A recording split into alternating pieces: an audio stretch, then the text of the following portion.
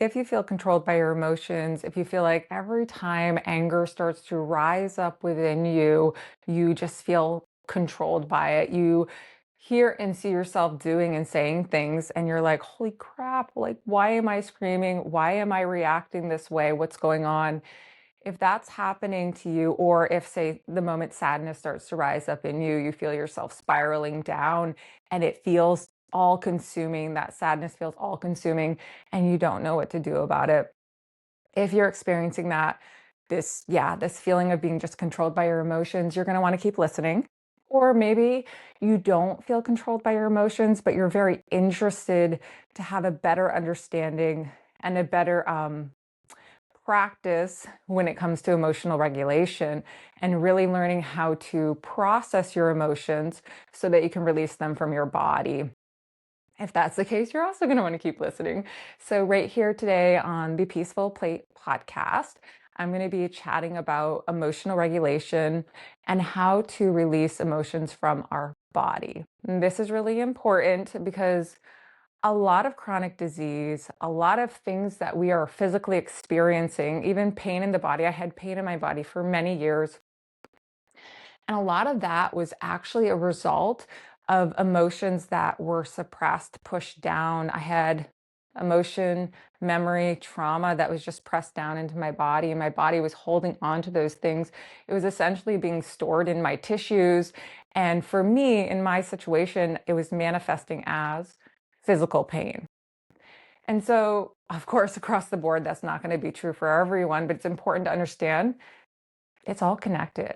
And so, learning how to process our emotions in a really healthy way, learning how to release those emotions so they're not just staying stored in our body is going to help us find freedom both on our plate with our food, but also in our lives. So, if any of that sounds interesting to you, definitely keep listening.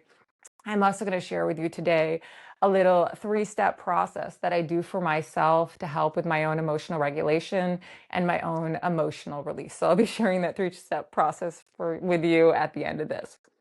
And so to get into it, I first want to start by talking just a little bit about the concept of neuroception, a neuroception of safety, and a neuroception of danger. And the reason why I want to start the conversation off talking about this is because it's really going to be a foundational part. It's actually going to be step one of the little 3-step process I'm going to give you. So we really do need to have an understanding of what the heck does it mean to have a neuroception of safety, and what does the heck does it mean to have a neuroception of danger. And so a neuroception of danger would mean your nervous system perceives the world as dangerous, or your nervous system perceives a situation as dangerous, or your nervous system perceives, in this case, an emotion as dangerous. Now, it doesn't necessarily mean that it's dangerous, but it's how your nervous system perceives it to be. The flip is also true, right? So, a neuroception of safety would mean that your nervous system perceives the world as safe. A neuroception of safety means your nervous system perceives a situation as safe, or your nervous system perceives an emotion as safe. And so, again, it's not about whether the world, the situation, the emotion is safe or not safe. It's how your nervous system perceives it to be. And that's a really foundational piece here.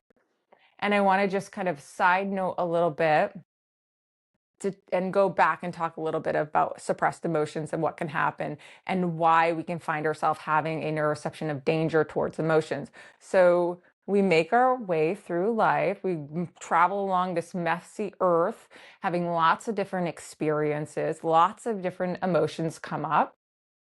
And typically emotions such as happiness or joy, we don't really tend to suppress. We let them free flow, we experience them. But when emotions such as sadness, shame, or anger starts to arise, those are the ones we start to suppress. So instead of being in it and feeling it and working through it and allowing it to pass through us, we find ways to numb, and that's going to look different for everyone. We find behaviors that will allow us to numb so we don't have to feel the emotion.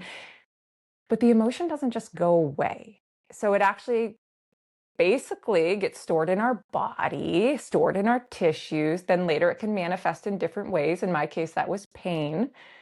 And so it's still there. It's just it hasn't been addressed. So it's just going to be hanging out in our body until we acknowledge that it's there. And we do the work that I'm going to teach you today to really process that emotion. And so let's use the example of anger.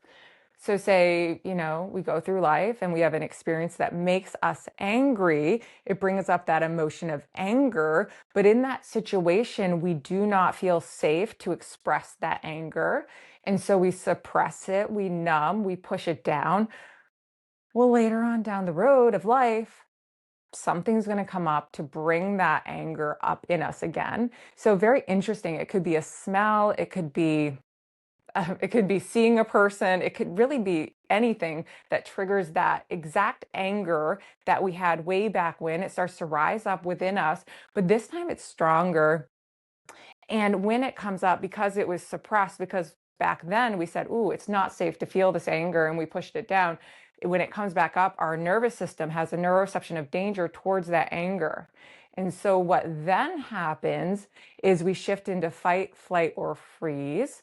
And that's our body's survival response to that.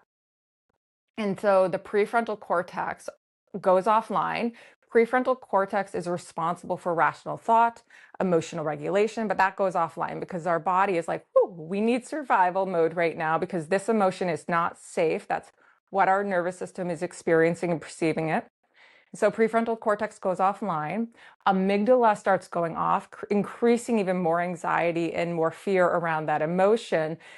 And I share that because that's why we get so reactive. And that's why we tend to see ourselves and hear ourselves doing and saying things. And we're like, holy smokes, like, what is going on? It's because we're in that reactive survival state. And I do not want to discourage you with this because information is powerful. And once we know like why we're doing that and understanding a little bit of what's going on inside of us, it can help us to make a change and to make a difference so we can have a really healthy emotional regulation practice and start to release some of those stored emotions that are in the body and to know how to actually work through new emotions that arise up so they're not getting pushed down. And so for me, man, this was a big eye opener. I was like, holy smokes, all right, like we can do this. We can do this. I don't have to be controlled by my emotions.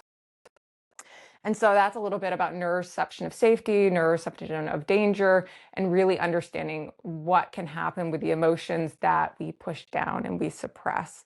And so now I want to talk about the three-step process. I don't want to make this a super duper long thing. I want it to be really accessible for you to just listen and do it. So let's dive right into the three-step process to help you to release stored emotion that may be hanging out in your body. And also, I hope this encourages you that when an emotion rises up, rather than moving towards a behavior of numbing, you're like, okay, I'm going to feel this emotion in my body. I'm going to allow it to be there and I'm going to work through it so it can flow and not get stuck. And so step one of really allowing the emotions, the stored emotions to release from your body.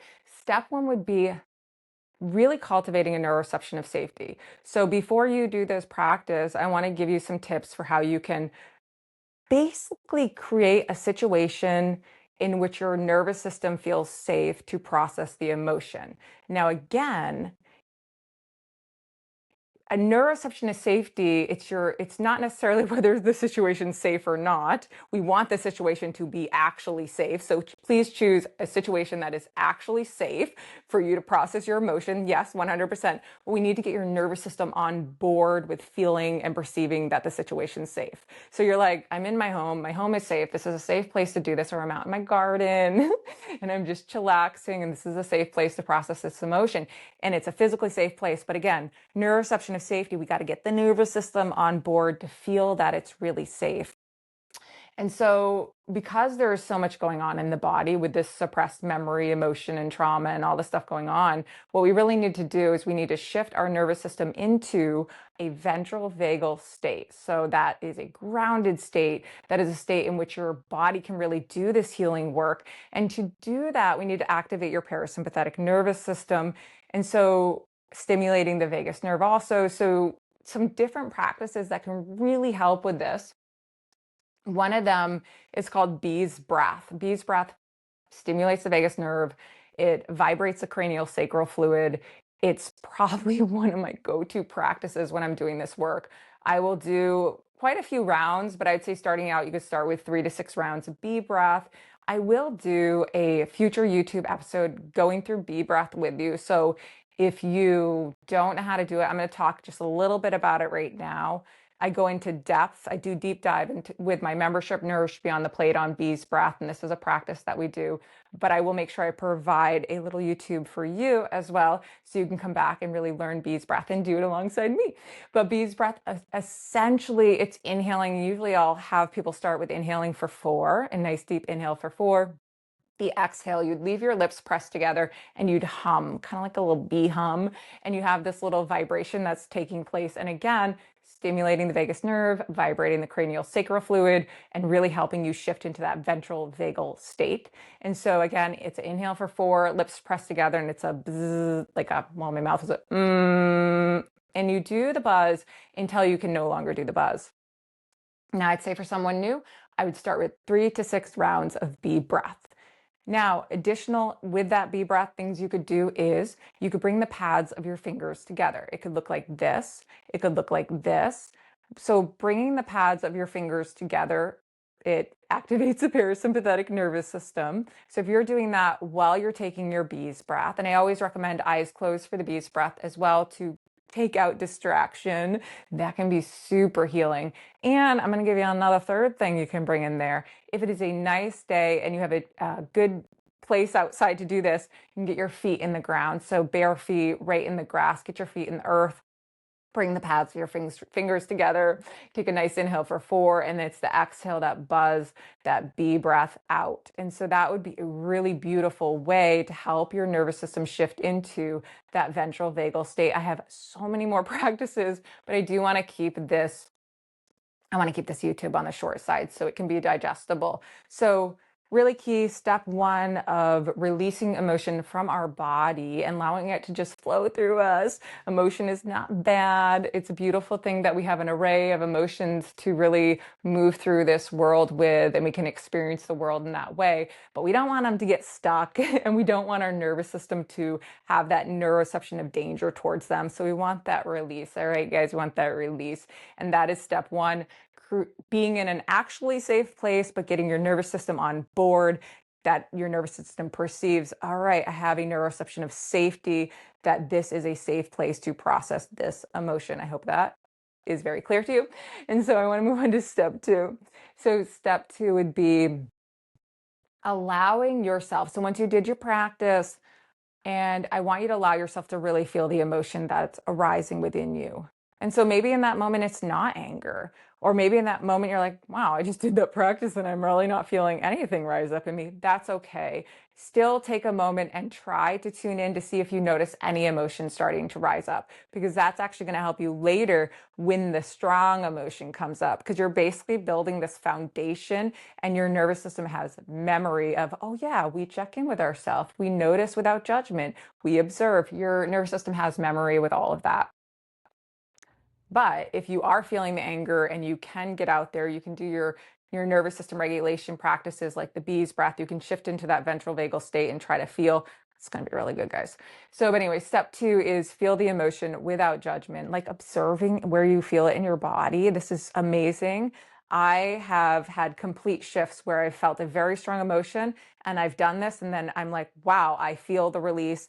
I'm no longer feeling controlled or pulled by that anger. So notice where you feel it in your body. I know this can sound kind of woo-woo, but it's really not. It's absolutely foundational to really take a moment. You could close your eyes and note, let's say it's anger. For me, anger feels like a ball of fire in my chest. I would say like it's a red ball of fire, just like right in my chest, guys.